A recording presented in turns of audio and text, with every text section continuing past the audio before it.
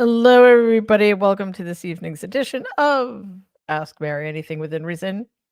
It's like we were just here, although I'm sure some of you were otherwise engaged on our please pass the mashed potatoes version that we had on Thursday, but a lot of people joined, so that was cool. It is it's December, which is just kind of shocking. I hope everybody got some downtime this weekend and had good food and whatever you needed to kind of help restore you a little bit. Yeah, because we're getting closer to the apocalypse. So it feels a little surreal. Like I don't know about you guys, but I've been going through some very odd phases. I think I was really detached after the election for a bit, not really processing it. I was quite angry as well when I wasn't being detached, and then a little depressed, and now I'm just tired. I think that's the safest way to characterize. Um, but we have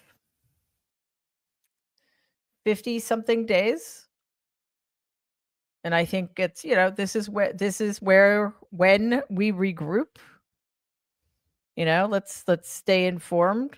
Um, but let's also take advantage of the fact that nothing right now is an emergency, right? It's really nothing we can do except prepare. And that is what we're going to be talking about for the next uh 5, 6, 7 weeks, which seems both like a very long time and not a long time at all. So just some quick. Sorry, I'm both tired and quite cold. I don't know, like the heat hasn't quite kicked in yet. So I shiver. I apologize. I probably shouldn't be drinking cold water, but anyway, let's get into your questions. Let's see.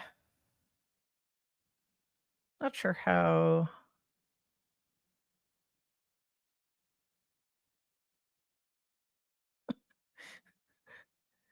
Okay.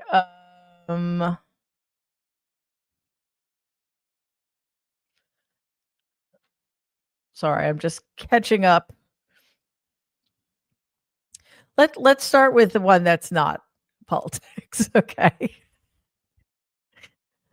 From Susan. Hey, Susan, one of our awesome moderators. Mary, can you tell us a little bit more about your plans to stream the Trek Politics on Mary Trump Media and any other podcasts in the works that aren't all politics? Really love the idea. Thank you, Susan. We love it too. Yeah, actually, Mercedes and I were talking earlier today, and I've been talking to a couple of other people about how we need to expand, of course, and part of that expansion is having you all subscribe to the channel if you haven't done so already. It's free, and it just helps us with the algorithm and stuff, and as does liking the videos and of course sharing them and engaging with them. So just to reiterate, my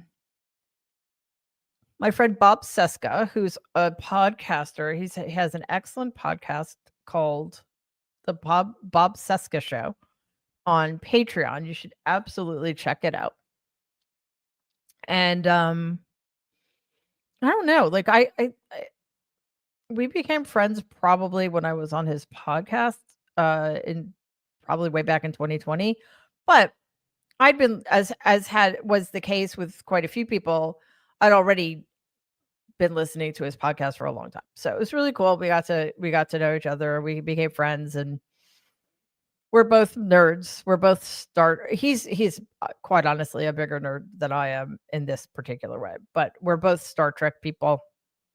And I was on his show maybe a year and a half ago.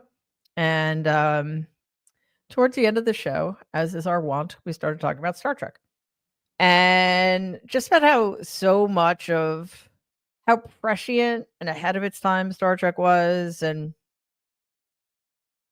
I think we had sort of joked around about starting a podcast so we could just talk about Star Trek all the time. And finally I said, you know what? Let's do it. Let's start a podcast that looks at kind of the politics of Star Trek, because Star Trek is a very political show, but also looking at our politics through the lens of Star Trek. And, like, one of the things we're sort of fascinated by is, like, why anybody on the right would be a Star Trek fan. Like, you have to completely misunderstand the message of Star Trek to think that, because I think Ted Cruz is a big Star Trek fan. I'm like, "How?" Like, unless you completely misread the mission of the show. Anyway, so,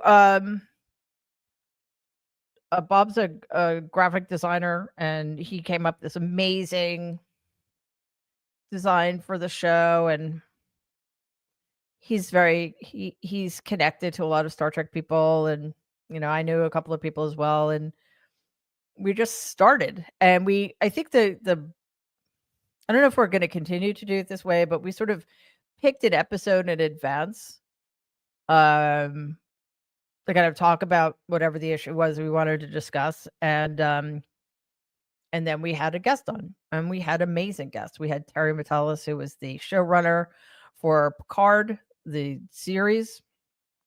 Um, Jerry Ryan, who was on Voyager and also Picard.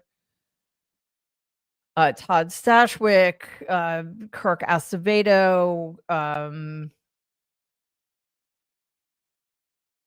I don't want to forget. I mean, it was probably more people than I can remember, but anyway, it was going really well, and we were just kind of hitting our stride when the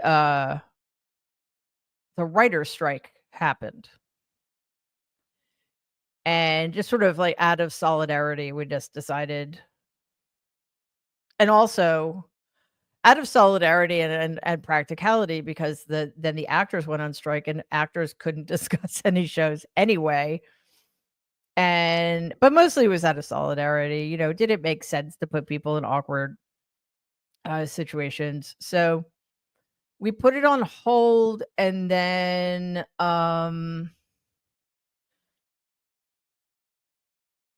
we talked about bringing it back. I mean, that was always the intention, but the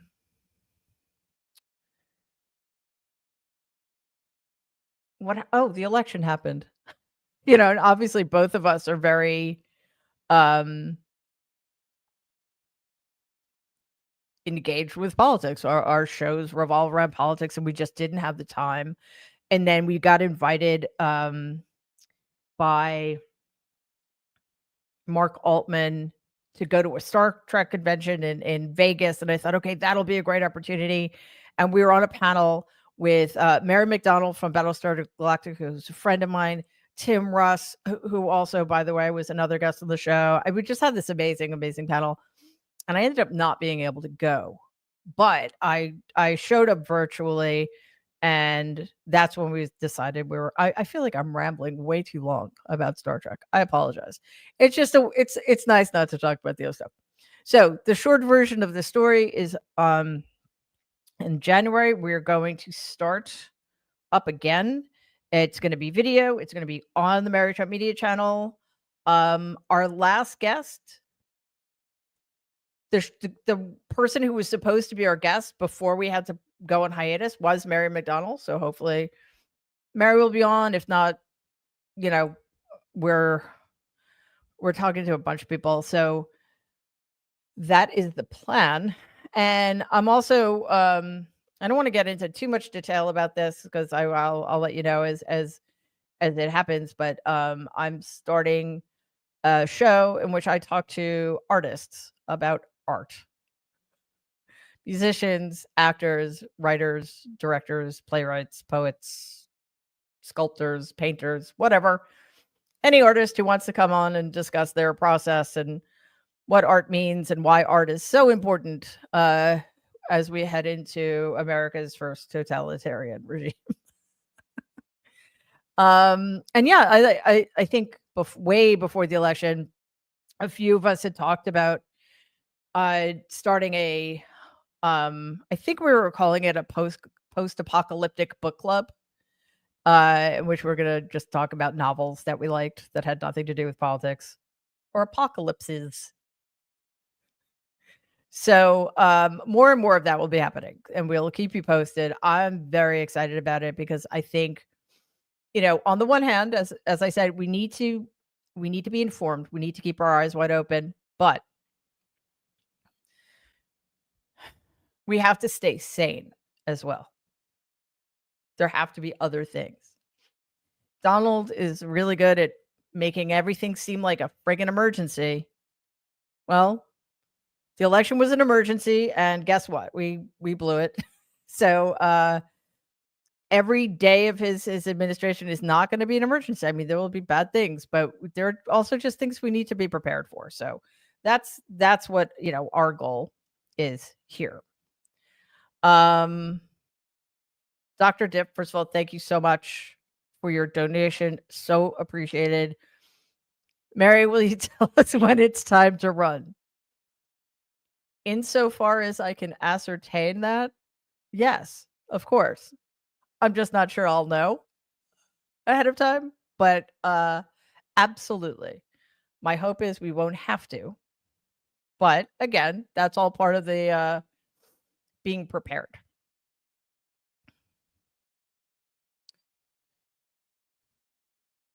Okay, remember when I said that it was cold in here? No, it's not. My heat works very well. That's the thing about living in an apartment building in New York City. Okay. Um, Paul, Mary, okay. Will Donald's nominations be confirmed? I'm sorry to say that most of them will be because the Republicans in the Senate are cowards or true believers or wannabes or they don't understand how divided government works. They don't understand they belong to a co-equal, separate but co-equal branch of government. So I do believe that most of them will be, and I have no doubt as this time goes tonight, we'll talk about, who the worst ones are. And probably the bargaining that's being done among Democratic and Republican senators to avoid the worst of the worst, but we'll see. From Lori, do you think Donald will choose Roseanne Barr?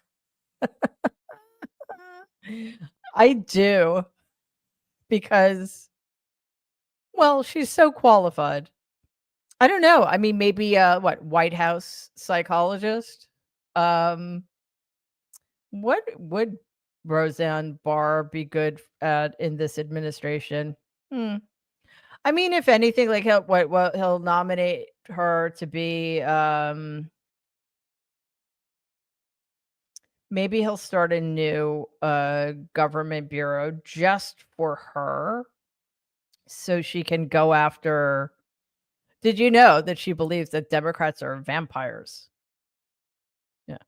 So maybe she can be in charge of uh tracking down the Democratic vampires. These people are insane. And if he does, I think a lot of his picks and a lot of the reasons for some of them is just to, make us crazy. And I think we just have to ignore it. He's going to do whatever, and we shouldn't, there's some things that it's just not worth getting upset about, Oh, here's a good one from Roxanne. What is your favorite Christmassy thing to do if you have one? Well, I don't know if you all know this, but Christmas is my favorite holiday. I am not Christian, but I celebrate it anyway. And when my daughter was little, we started a tradition called Jewish Christmas Eve. Um, Long story, but anyway, so we stopped at COVID, obviously, and then she was in college, and then I moved, and so we're re-upping it again this year. Very, very excited about it. So Jewish Christmas Eve is my favorite way to celebrate, but I guess that's not one thing. I love um not putting the lights on the tree, but decorating the tree and watching the classics. Like the best Christmas show in the history of Christmas shows is Santa Claus is Coming to Town, Fred Astaire, Mickey Rooney. I mean, come on. Does not get any better than that. I like the cookies too. I have a fondness for sugar cookies.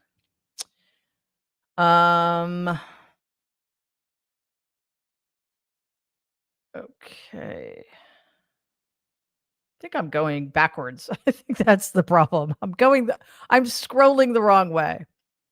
Something like right out of Plane, Trains, and Automobiles. I'm going the wrong way. From Cat. What causes someone to fall under Donald's spell and be an apologist for him no matter what he does? Yeah, we're gonna be spending the rest of our lives trying to figure that one out. But I think it's a combination of things. One, and this is something that shocks me because I just find it just hard to believe that there are weaker people on the planet than Donald, but here we are. He knows how to find people who are weaker and more manipulable than he is. And listen, we have to face this because it's just true. He is charismatic to a certain kind of person. He has charisma. And I think he does this combination of microaggressions and micro concessions. So, little by little, he gets people giving more and more, or he attacks them more and more, and then there's just sort of a position of just abject sycophancy. I have to be honest. I think it's hard for us to understand because I think I don't want to speak for all of you, but I think the consensus here among us would be that he's grotesque and has literally not one redeeming characteristic. But we have to remember that he is a creation. He is a creation of first my grandfather and then New York tabloids and banks, and finally of NBC. I mean, think about it. When he started The Apprentice in 2004, he had declared 6 bankruptcies and he was in serious, serious money trouble. And Mark Burnett and his team created this character. And people who saw it on TV, again, for reasons I do not understand, looked at him and thought, oh, he's tough. He's strong. He's mean. He doesn't put up with anything. He's really, really rich. He has great taste. So I'm sorry to say that has more sway than the truth for a lot of people because, reality TV is more convincing to some people than reality, which is just extraordinary. Let's see. I'm so sorry, I'm gonna mispronounce this. Crónicas de El Horse. Can Tom Homan be sued for emotional distress? Wouldn't that be nice? I kind of feel like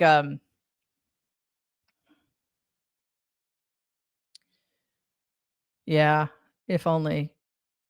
He to me is like the perfect exemplar of the kind of thuggish just so there's not any goodness in that man. He's vile and he's grotesque. And a lot of that is for effect. So that we ask questions like that. I'm sitting here thinking, well, he should be because he's so horrible and his threats are so disgusting. But no, sadly, that's not the world we live in. I just hope he doesn't get in. He doesn't get confirmed. But again, oh, all right, check this one out from Grumpy Cat. Is Die Hard a Christmas movie? I am not getting sucked into that battle. And there's a reason. I don't know. I don't think I could admit this because I think some of you will never forgive me. I've never seen it. Should I pretend that I'm kidding and that I actually have seen it many, many times? I've never seen it, which I find weird. I think I started watching it. It's so 80s, and I didn't watch it at the time. And now the 80s, not all of these, but parts of the 80s just kind of freak me out. Mostly the hair and the shoulder pads. So I find it a little hard to, sit through. Also, the acting isn't particularly good, except, of course, for Alan Rickman, whom I miss terribly. He's brilliant. But yes, I apologize. I've never sat through the Die Hard movie. I know the question whether or not it is a Christmas movie is a burning one. I'm not qualified to answer it the one way or the other. My understanding is it takes place during Christmas. So I'd love to know what you all think. From Linda G, can Donald pardon Rudolph Giuliani? Yes, he can. But it doesn't, I don't, well, actually, you know what? I don't think so because I don't think the things that Giuliani did were which is shocking. Like he should have been tried for felonies, of course.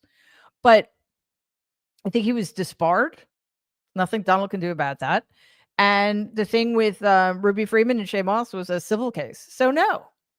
Like he can't overturn that verdict. Rudy still needs to give them $148 million. Have fun in your poverty, Giuliani. Worst mayor of New York City ever. Melinda, when groceries are 3 times higher, will that make them happy? I think we need to realize something. These people will never be happy. Ever.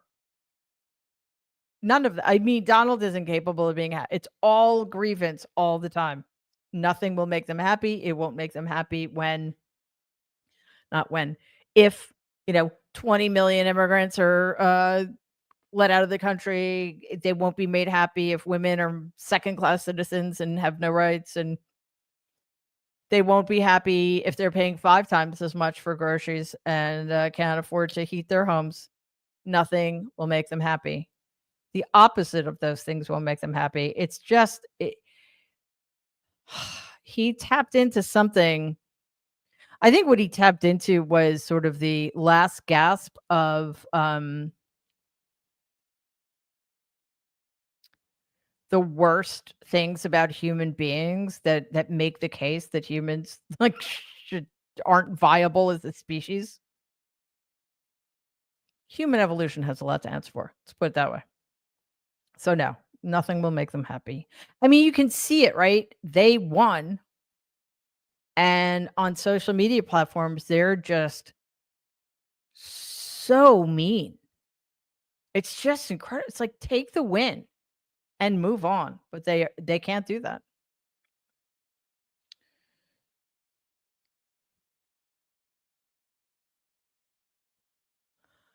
Oh, see, here I am going the wrong way again.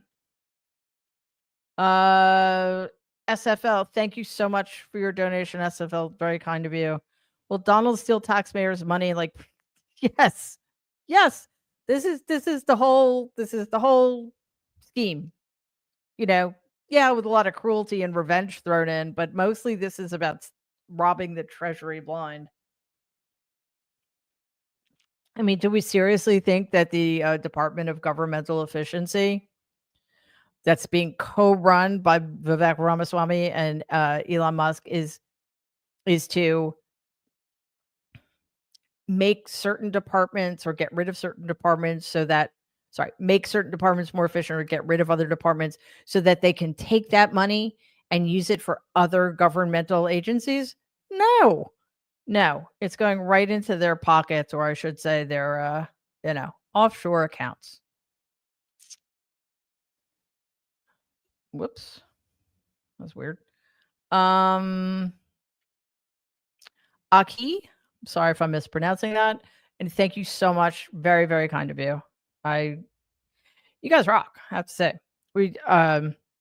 I'll keep saying this as often as it needs to be said. You have no idea how much we appreciate your donations. Do I think Donald is too sick and ill to get into the White House or arrested for treason?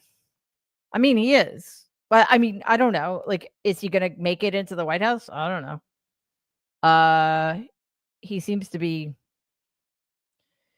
have made it this far. And I have no inside information about his health. I mean, his mental health is disastrous, but nobody cares, right? Nobody cares. He will not be arrested for treason because there is nobody to do that anymore. Sadly.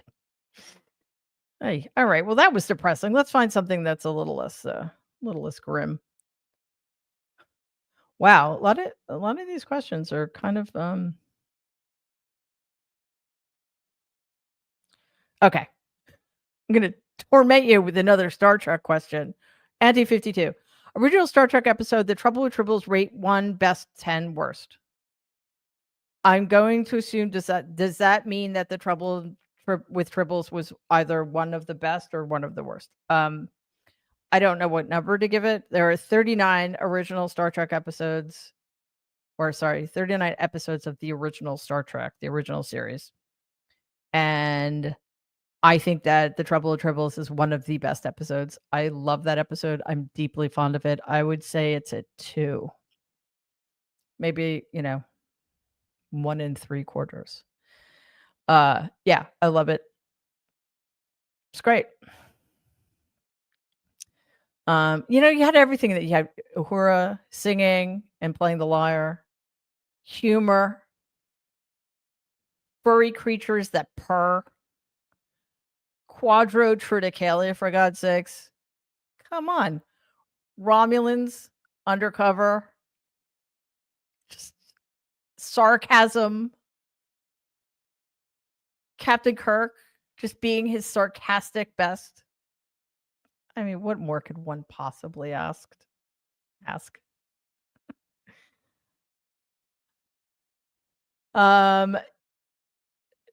Living with life with care. Do I stay in touch with anyone from my family? No, I do not. That's the simplest. That's an easy question to answer. No, I don't. It would be so weird. Oh my goodness. Wilma, I want someone to tell me why is a person not born in the USA at the White House calling the shots? Because he's really rich. And I'm not kidding. That's why. This man has amassed so much wealth. 1, it's obscene, and 2, it puts him beyond the bounds of reining him in. It's just extraordinary that we let this happen. Eyes wide open, we let this happen. It's disgusting. He has Starlink, he has Twitter. Yeah, I don't know what we do about that, but it's also really ironic considering they're thinking of and probably will try to at least get rid of birthright citizenship. So we'll have people who were actually born here having their citizenship stripped away from them, while Elon Musk, who wasn't born here, and as far as I'm aware, kind of came here, if not illegally, then under false pretenses, kind of co-presidenting with a guy who doesn't know anything and is, both suffering from severe psychiatric disorders and probably some kind of dementia. That's you know what?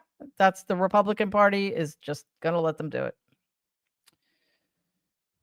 Antoinette, how do I don't know if you mean how do you stand his voice or how do I stand his voice or how do we stand his voice? I don't know. Been trying to figure out something because listen, he's gonna be in the White House. We're gonna have to play clips of him, unfortunately, but I'm trying to talk Mercedes into letting me get like a sock puppet. So at least we don't have to look at his face. So far, she's not cooperating. The voice thing, we got to figure that one out too. Because yes, it's like that's the other thing. It's just he's so bad. Like he can't even talk properly. He doesn't know how to modulate his voice. Anyway, I think I'm getting a secret message. Yeah. Okay. Mercedes is reminding me that we issue warnings to people. It's not that is not as effective as a sock puppet, and I will that is a hill on which I am willing to die. Yeah, I don't know. It's gonna take some doing to just having to listen to him. We'll figure it out because I completely understand your pain. Obviously, Rick, my passports have expired. You recommend that I renew ASAP. You have more than one? Well, especially if you have a dual passport and one of them is from outside of the United States, which was the only thing that would make sense in that context. Yes, please, everybody, check the expiration date on your driver's licenses and your passports and get them renewed immediately. And if like I just got something in the mail because my driver's license is up next spring, get real ID. That's what they're calling it now, I think. So yes, get all of your paperwork up to date. Absolutely. Is what I would say to you.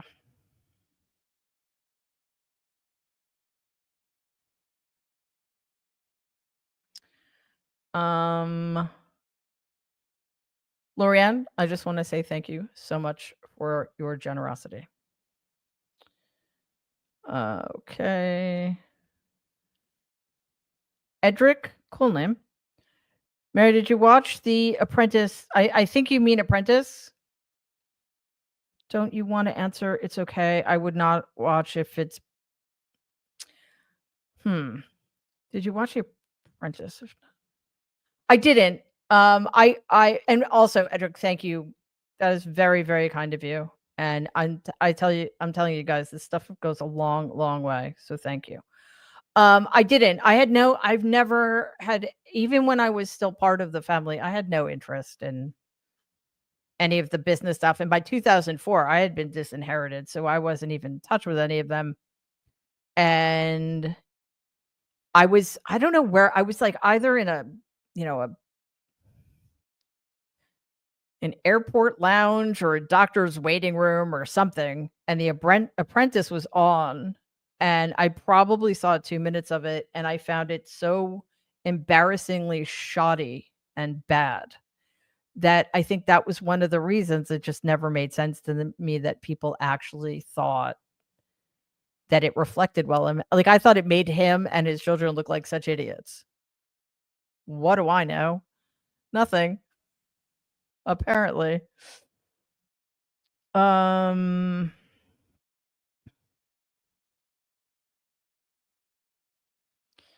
Lizzie, what are we recommending for news once the US media are being intimidated and maybe social media too? Me, I got a shortwave. Bring it on, world service. Yeah, listen, I think that a couple of things. International news is so far superior to our news. So check out other outlets. Independent media is going to be increasingly important. And that is one of our goals here is to start filling that void that has been left by, either by the abdication of legacy traditional media or the failure of a lot of cable news to let people know what's really important. So I think, a lot of that A lot of that. Okay, I Ginger Rogers, I don't think you're actually Ginger Rogers, but I adore Ginger Rogers. I went through a phase when I just watched all of the Fred Astaire Ginger Rogers movie over and over and over again. She's my favorite of his dancing partners. I just found her just lovely and just so so good at what she did, and I love those movies as well. Um, and thank you, Ginger, for your donation. Very kind of you. What country would I like to travel to? I'm desperate to go back to Italy. I love Italy. I haven't been there in a really, really long time. Um, I'd like to get back to Scotland. I haven't been there in a very long time. Um, but as for countries I've not been to, um, I think I would have an answer to that question. Shouldn't be that. See, the problem is, like, if I like a place, I like going back. Like, I've been to Italy many, many, many, many times because I love it so much, and I know I'm going to love it. Uh, so, you know, that's what happens. But yeah, I think, at some point I'd like to go to Japan. I'd love to go to French Polynesia. I've been to Australia, but for like 6 days. So I'd like Australia, New Zealand, Thailand, all those places. Yeah, traveling would be nice. Just have to hope I can get back into the country if I leave it. I'm sort of not kidding. Okay. From Not Today, thank you, thank you, thank you so much. Um, Ryan, another 4 years. Mary, are you confident American democracy will endure? And thank you, Ryan. Very kind of you. No, I'm not confident, but I'm not cynical. I mean, I have hope, but we have a lot of work to do. And I know a lot of us are tired, but you know, we don't have a choice. And if we play our cards right, we just have to fight really, really, really hard for the next 2 years. And then hopefully we'll get a bit of a respite. And then, I mean, not that we can ever stop fighting. And I know that sounds exhausting, but democracy is a process. It's not an end goal, something we need to keep working for all the time. And the fact, I think it's because we stop realizing that. I try not to do this, but I think sometimes, like, imagine if all of the gains we had made during Reconstruction had continued. During Reconstruction, there were 2 black senators from the South. Imagine if black men had continued to be able to participate in the franchise to the same degree, and if Jim Crow hadn't happened, yeah, this country would look very different. But here we are. So we have to deal with the cards. What's that expression? Play the cards we've been dealt or something. Um, so I don't know. It's weird. Like I know that I've been very alarmist about the future of the American experiment, and I have said that it would be over if Donald got back into the White House, and I believe that is true to some extent. But by over, I don't mean we can't get it back. We just lost it. America, some plurality of Americans elected a fascist who is going to shred the Constitution. That's alarming. But that doesn't mean it's permanent, right?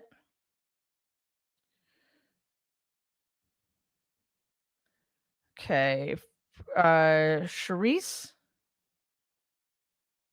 Charisse, thank you so much, Charisse. Really appreciate it. Mary, to keep it light, what is your favorite Christmas food meal? Also, please try not to play. Again, talk to Mercedes about it. She won't let me have my damn sock puck, but I'm with you. I'm like so sick of him, but we're dealing with the reality of the situation. He's going to be back in the White House. So if nothing else, it's incentive, right? My favorite Christmas food meal? I don't know, actually, because I don't we used to have a Christmas at my grandparents' house, and my grandmother was a quite awful cook, and we'd had exactly the same meal on Thanksgiving and Christmas. And, so the food I liked was really Thanksgiving food, mashed potatoes and stuffing and gravy. And I became a vegetarian, so I couldn't have the gravy. So for Christmas, what we're for Jewish Christmas Eve, we basically had, I'd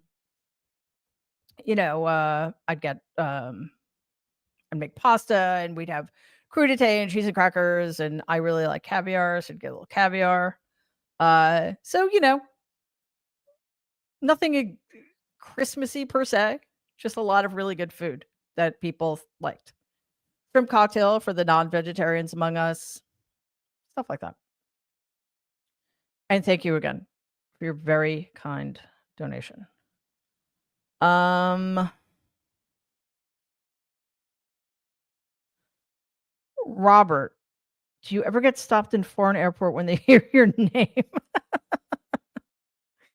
I haven't traveled outside of the country in a while. Have I? Yeah, my last trip out of the country was to Amsterdam, and I think Biden was in office.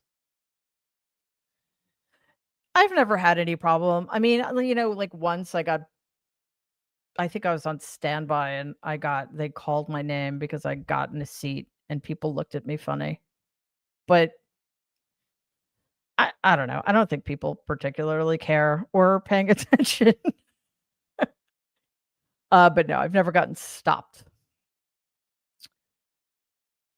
All right. Um, Holly, should we be buying cryptocurrency? I swear I know nothing about it. I would tread very carefully. They're into it, so yes, so maybe that will artificially inflate the value of some cryptocurrencies. Just be very, very careful and don't ask people like me. I swear I don't know anything. I'm sure there are experts in it. That would be my recommendation. And just be really careful.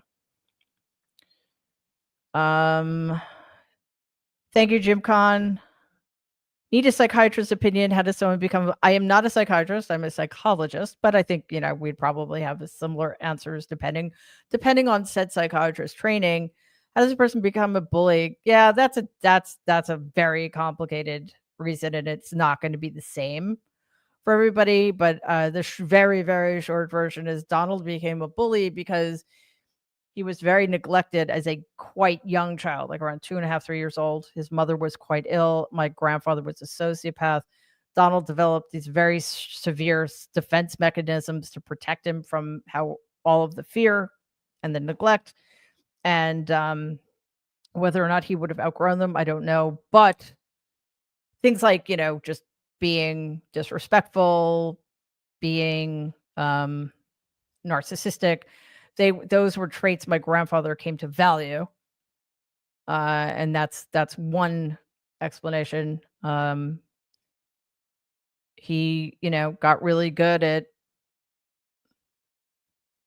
beating up on people who couldn't protect themselves, and he kind of got off on it because again, he's so aggrieved and he felt the world owed him something, and my grandfather let him. CR, did Donald supporters largely not see the cruelty? I think some of them don't, but I think a lot of them sadly like it. That's where we are, which is and to be fair, a lot of them aren't aware of it because they don't pay attention or they only listen to, although, I'm sorry, like, if you're only watching or listening to right-wing media, what a cruel, horrible person he is. You just don't know about his crimes and his rapes and stuff like that, but he's a thug. Um, but yeah, some people aren't paying enough attention to know or care because eggs were too expensive or what have you. Or they're told repeatedly, "He doesn't mean it." Yes, he does. Uh, I'm going to mispronounce this. Jilone? So sorry. And thank you so much for that generous donation. I will not leave the US. This is my home. I turn 63 tomorrow. Happy birthday in advance. And I'm with you. I mean, unless somebody tells me certain people will be safer if I leave, I'm not going anywhere. I am not going anywhere. And I don't think any of us should. But I also think we'll know if it maybe that would be something we should consider. Thank you, Lady B. Much appreciated.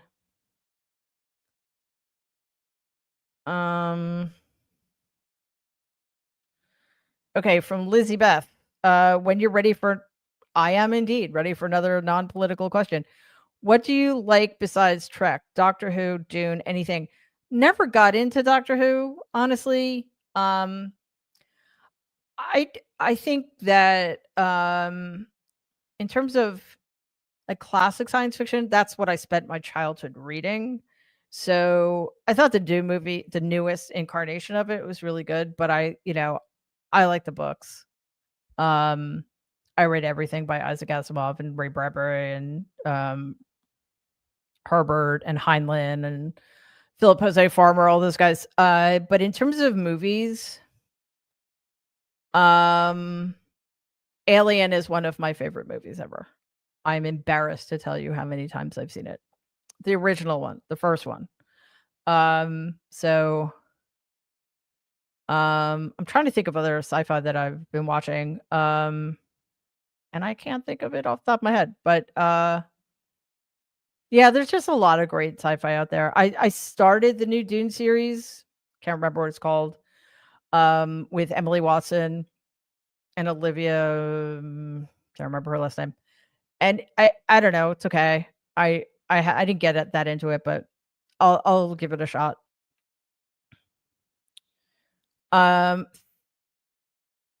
Violet Strummer, what sci-fi books would you recommend? And also thank you so much, Violet Strummer. Again, any of the classics, anything by Isaac Asimov. The greatest science fiction book ever written in the history of science fiction is The Martian Chronicles by Ray Bradbury. I'd start there if you haven't read it already. Octavia. Wait a second. Sorry, what? I was going to say Octavia Spencer. It's not Octavia. Octavia Butler. Sorry. Parable of the Sower.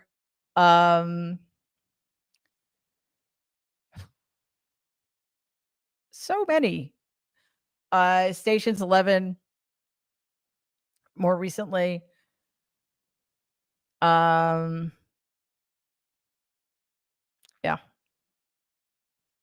Hopefully, maybe I'll just have a show about science fiction. That'd be fun. Thank you, Tam Tam. That's awesome. Very kind of you. From MEMO, also known as Memo. I don't know. My favorite movie, again, very hard to say, but again, Alien's one of them. Lawrence of Arabia is another. I love Spotlight. God, it's so hard. I could name like 20. So it's very difficult to settle on one. Persona, a lot of them. I mean, it's sort of problem. I'm sort of interested in everything, and I kind of like most genres. So it gets a little overwhelming if I have to try to pick just a couple. Thank you, Ruth. Very, very kind of you. Thank you for your generosity. All right, well, how are we on time?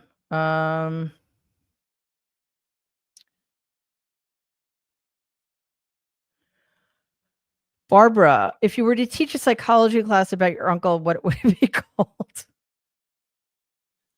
The psychopathologies of everyday life. No, somebody already took that. I don't know, man. Where to start, I think is what it would be called. Where to start? Yeah, I mean, it would. I think I kind of wrote a book about that, but I think what we really need is a class in sociology to explain how this happened and why it keeps happening. Um, oh, this is interesting. SFL, thank you so much for your donation. And a, a curveball.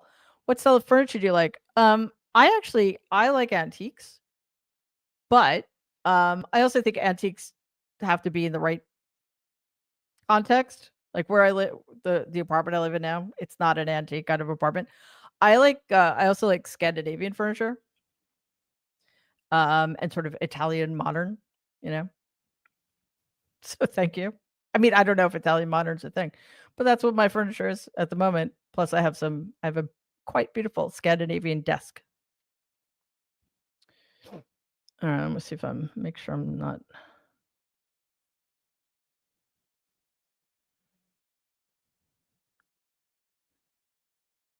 Um, Benjamin, do you have anyone really close to you who voted for Donald? My best friend voted for him. I was shocked, frustrated. Then when Donald won, I felt so betrayed. How do I forgive that? I don't know. I don't. I did in 2016, and I don't have those friends anymore. So I have no friends, not one, who voted for him. So I don't know what that feels. I mean, I do know what it feels like. I don't know what it feels like now. And it's hard to say because ironically, I didn't lose my friends because they voted for him. Um, but the fact that they did was problematic. So I don't know. I don't know how because people know what they were voting for now, right? It's that's the part that I find again in 2016 a lot of people could say, "Oh, people didn't know." My friends knew when they voted for him anyway. Now everybody knows what they did. Everybody. So it's hard to know how to forgive that. And also, I mean, do they want to be?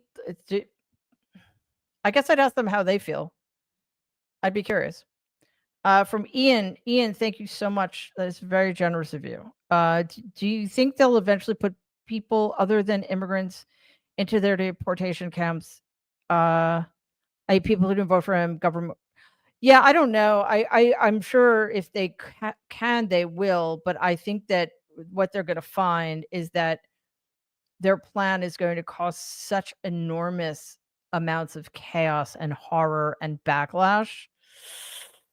I just don't at least I'm hoping it all just short circuits very quickly, but I don't know. And I don't want to like hope for that because a lot of people are going to get hurt. Yeah, it's very tricky. Very, very tricky. Um Elise, very kind. Thank you so so much. Um, thank you. Awesome. Not confident and not cynical. Yeah, that split the difference. That's my story, and I'm sticking to it. Thank you, Josh. Excellent. Very kind of you. Who's my favorite author? William Faulkner, my favorite author. Can't read him right now. My brain is a little bit I need to my brain needs a little bit of a rest. But yes, William Faulkner. Um Favorite 3 favorite books: Sound and the Fury by William Faulkner, um, Wuthering Heights by Emily Bronte, actually 4 favorite books: Beloved by Toni Morrison, and, Clarissa by Samuel Richardson, an 18th century epistolary novel. It's like 2,000 pages long. I've read it like 15 times. It is one of the most extraordinary things ever, and it actually reminds me of my family, as does the Compton family in The Sound and the Fury. And Absalom, Absalom, but don't start with Absalom, Absalom if you wanna read if you wanna read Faulkner. Hiya. Thank you so much. Excellent. Am I a lacto or Evo? I am, I don't eat eggs. I do eat dairy, and I try not to. I'm trying not to. The difference between psychiatry and psychology, there are many differences, but the most basic one is that psychiatrists are medical doctors who can prescribe medication. Psychologists are either PhDs or EdDs, or sorry, not EdDs, PsyDs, and they cannot prescribe medication because they are not medical doctors. And some psychiatrists uh, only treat patients presenting like in with doesn't matter. Sorry, I was gonna go off on a tangent. It doesn't matter. Um Diane, thank you. That's so awesome. Very, very kind of you. Um you guys rock. Wow. Look at all of you. Obsessed for Disneyland. Stay in the fight. I love Alien 2. Excellent. And thank you so much for that.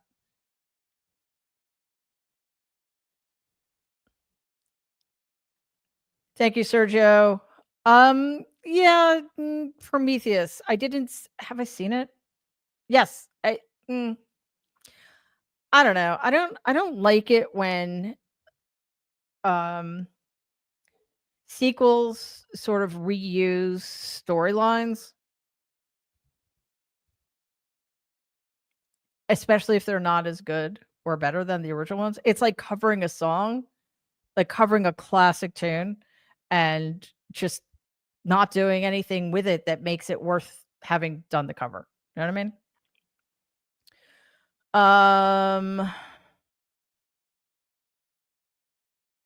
JJ, will the will the Republican Party come to its senses when Donald is no longer at the head of the party?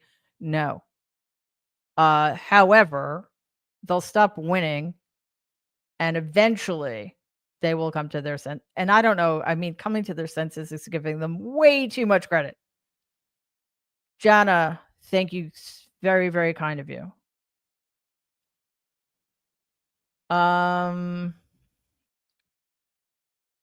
Julie, G, you've mentioned you like tennis. Do you like any other activities like bike riding, hiking?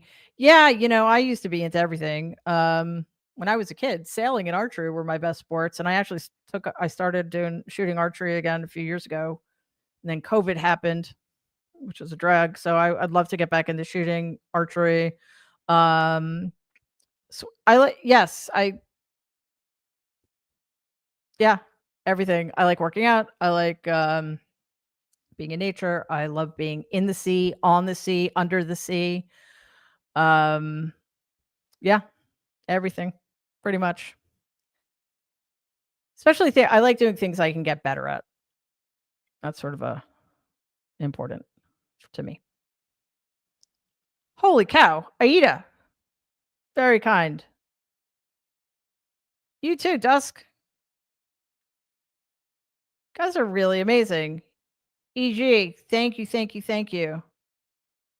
Andrea, look at all of our super stickers.